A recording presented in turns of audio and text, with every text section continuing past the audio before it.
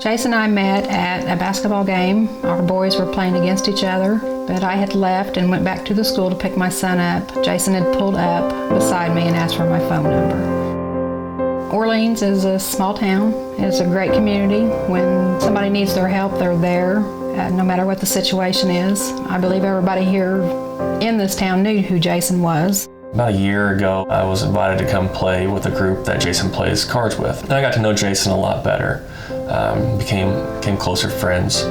Always nights, I was always asking Jason if I could quote his insurance.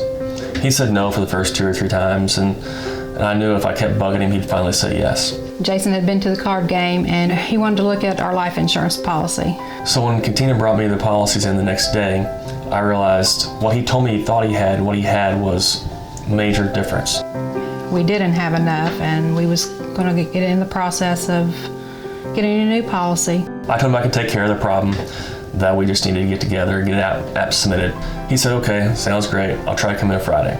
So we were supposed to meet the following Friday. It was an ordinary day.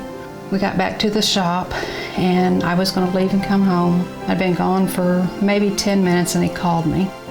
And he said to come and pick him up. He thought he was having a heart attack. And he told me he would be all right.